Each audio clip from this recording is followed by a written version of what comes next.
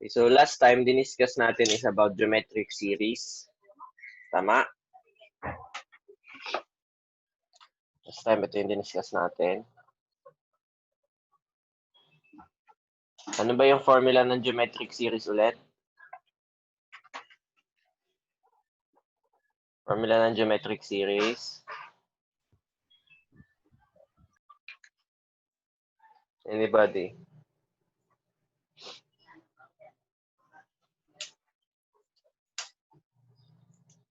Formula, geometric series. Uy. Formula natin for geometric series, sabihin lang natin S sub n is equal to a sub 1 r raised to n minus 1 all over r minus 1.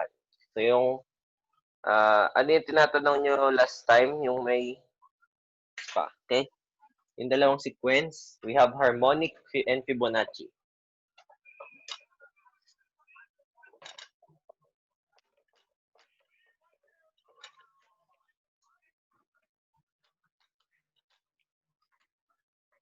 Okay, recorded na ulit yung part na to. Okay, so now I have harmonic sequence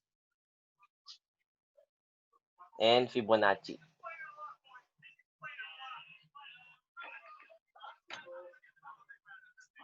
Okay, so si harmonic, ito lang keyword natin dyan. Reciprocal ng arithmetic.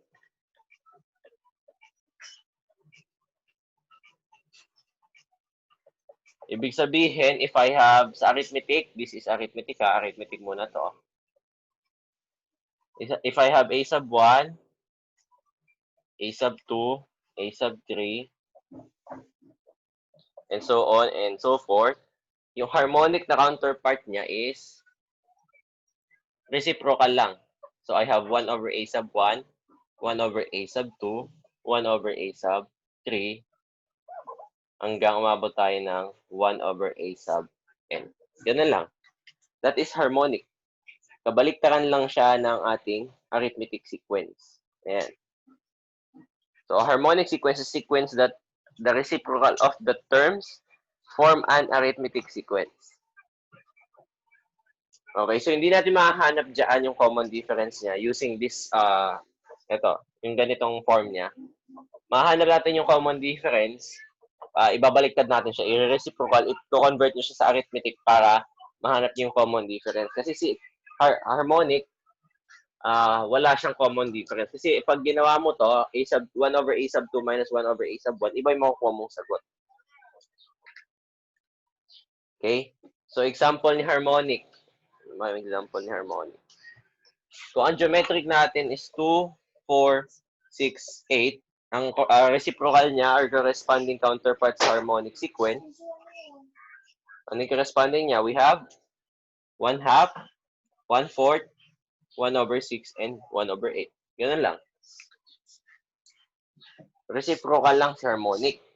Next, kay Fibonacci naman, si Fibonacci, ito yung pinag-a-add.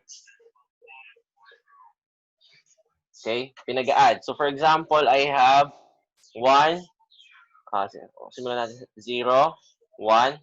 Pag-a-add mo lang yung magkasunod na terms, yung next term is 1. Pag-a-add mo yung magkasunod, 2. Pag-a-add mo yung magkasunod, 3. Pag-a-add mo yung magkasunod, 5. Pag-a-add mo yung magkasunod, 8. Pag-a-add mo yung magkasunod, 13, and so on and so forth. Ganun lang siya.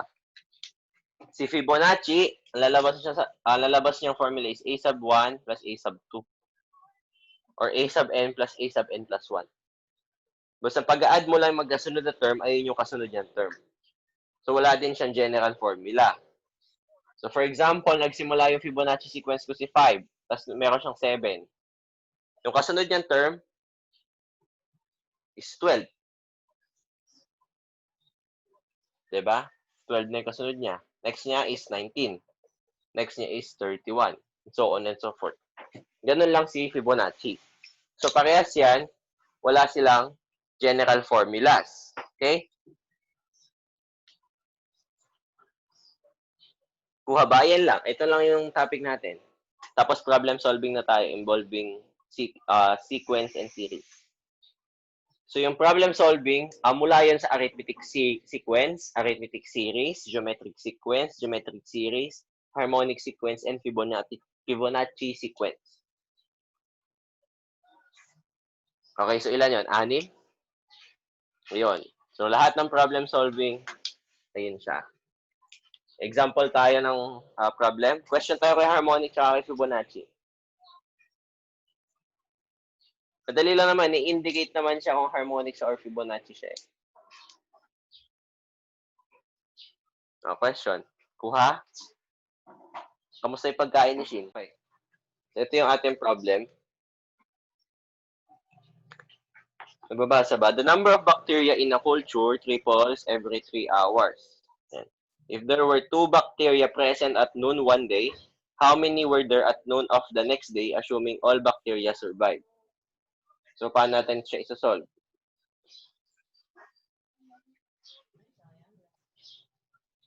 Idea? Tsaka? Sir. Tsaka Okay.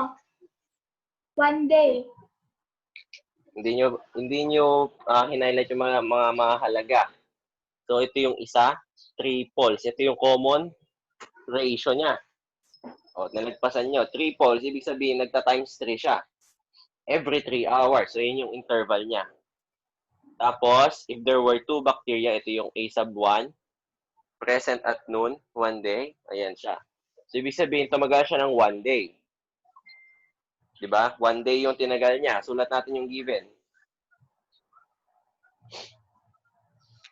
Tumagal daw siya ng 1 day. So, yung total time natin is 1 day. Which is equivalent to 24 hours. So, ibig sabihin, sabi niya dito, every 3 hours yung interval. So, ibig sabihin, i-divide natin by 3 yung 24 para malaman natin kung ilan yung total interval niya. So, we have 8. So, meron tayong A sub 1 hanggang A sub 8. Bali, total natin, N is equal to 8. Okay, so yung A sub 1 natin, sabi niya dito is 2 bacteria. Ayan. 2 bacteria. So, meron tayong 2.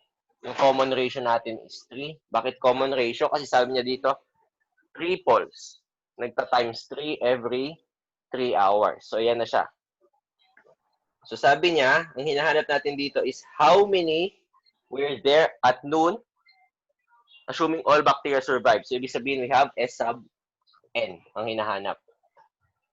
So, now, how do we solve? We substitute to the formula. We have S sub N is equal to A sub 1 times R raised to N minus 1 over R minus 1. So, we substitute. Yung S sub N natin is unknown. So, S sub N is equal to, yung A sub 1 natin is 2 times, ang R natin is 3, ang N natin is 8 minus 1 divided by 3 minus 1. Okay, so calcu. Anong calcu natin? 3 raised to 8. Ano labas sa sagot doon? S sub N is equal to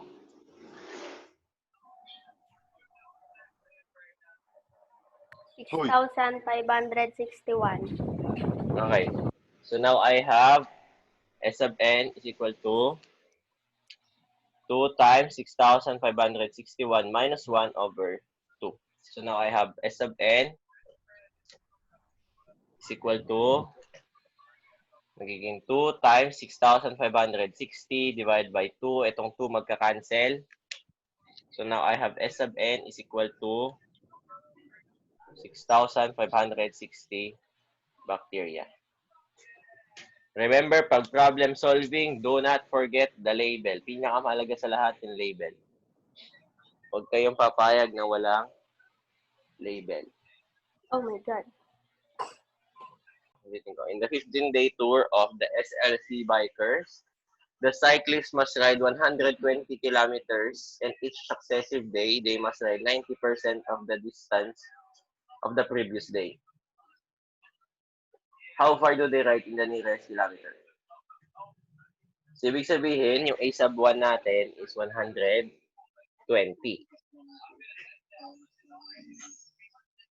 Tapos, yung common ratio natin is 90%. Ipe-present natin to in decimal or in fraction.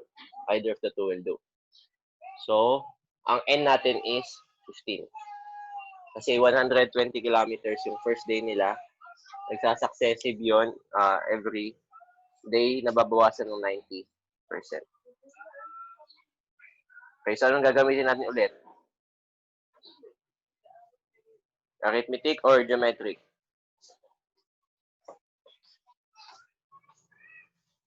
Yung gamitin natin is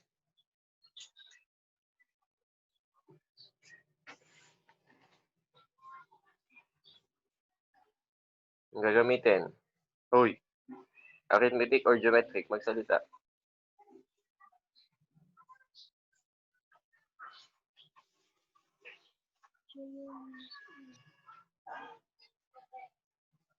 Sige, arithmetic or geometric? Tabag, arithmetic or geometric?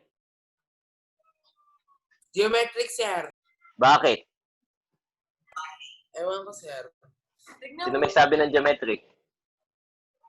Wala, sir. Wala naman nagchat-chat sa amin. Totoo ba? Duda din ako doon. Wala nagchat-chat sa amin, sir. Duda din ako doon. So, gagamitin natin is geometric series. Okay? So, geometric siya. Ibrahin ko na to.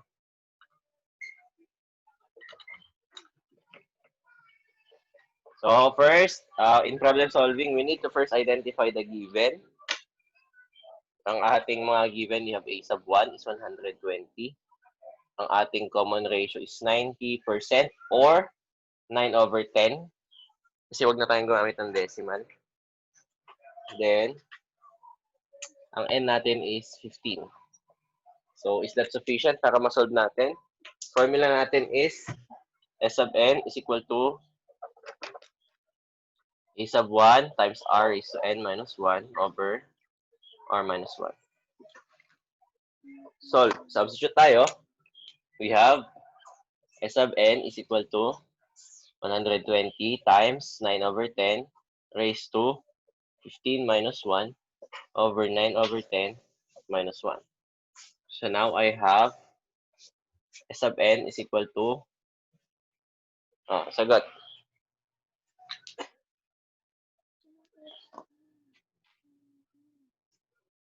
Ganito lang. I-enter sa calculus. Sandali. Kunin ko yung camera natin. Yan. Sir, saan po ba yung 15, sir? Ano na? Saan po yung 15? Yung days. The total number. N yan. Hindi, sir. Saan lalagay doon sa calculus? Exponent ba siya doon sa may dalawa exponent. No? Ayun nakalagay, no? Doon lang sa 9, raised sir? to. Hindi, sa syempre, 9 lang buo ba? yan. Hindi. Buo. Okay, ganito siya. Unahin niyo muna yung 9/10 raised to 15. So, paano i-enter yon? Kita ba yung calcu ko? Okay, hindi po to sponsored ng Casio. Tago natin yung price. So, okay, 9 over 10. So, ito yung over 10. 0.20. Ay, sorry. Yan. 9/10. Tapos, i-raise natin. Raise to 15. Yan dapat yung itsura niya. Sa pang mahirap na calcu, dapat yung itsura. Sa pang mayamang calcu, hindi ko alam yung itsura. Click equals. Mali, baliktad. Parenthesis natin. Pasok na sa parenthesis. Hindi siya na credit. Yan. Dapat ganito ilalabas sa sagot. Okay? Tapos, divide by, times na natin muna pala. Times by 120. Okay? Equals, then divide by 9/10 minus 1. Close parenthesis. Equals. Nagkamali na naman ako ng pasok. Ay, sandali. Ulitin natin. 9/10 minus 1. Negative 1/10 yun na. Tandaan nyo. Okay, so ulitin natin.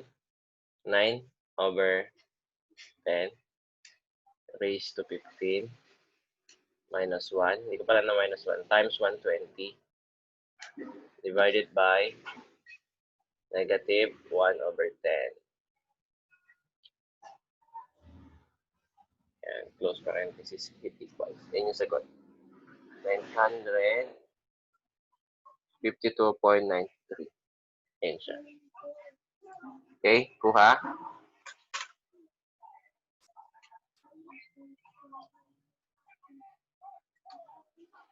Ayan.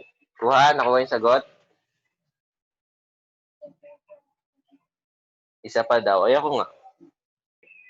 Isa pang problem. Isa pa sa calcu, sir. Isa pa sa calcu, sir. Hindi isa pang problem. Sige, mabuti. Mabuti. Okay, ganito ha. Sandali. Kikita ba yung calcu? Hirap kasi sandali. Isip ko siya. Yan. Yan, para steady. Yan. Okay, so wait lang yan. Una natin gagawin sa calcu. Unang pipindutin yung syempre ito on. Yan. Start nyo muna yung calcu. Tapos, ipapasok natin yung values. So, una nating pipindutin is 9. Susundan ba ako? Wait lang. Parenthesis natin 9. Over, ito yung over. AB over C. Nakikita ba yung symbol na yun? Buti na malinaw yung camera. Yan. AB over C. Pindutin natin yung AB over C. Yan yung dapat siya lalabas. Then, pindutin natin yung 1, 0. So, yan siya lalabas. Tapos, close parenthesis natin. Erase natin by 15. Hindi yan dapat yung itsura niya. Then, hit equals. Yan. Tapos, minus 1 tayo. Sabi dun sa formula, minus 1. Dire-diretso na lang yan. Hit equals. Tapos, yung nasa taas muna, yung numerator, yan, 120. Multiply muna natin siya by 120. So, ito ay times 120. Yan yung lalabas sa sagot. Negative 95. Tapos, divide natin siya by 9 over 10 daw. Minus 1. Yun yung sagot. Sundan ba? Hindi po tayo sponsored ng Casio.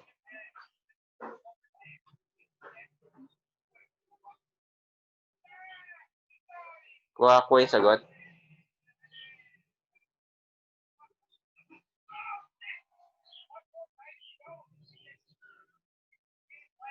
Kuha na yung sagot.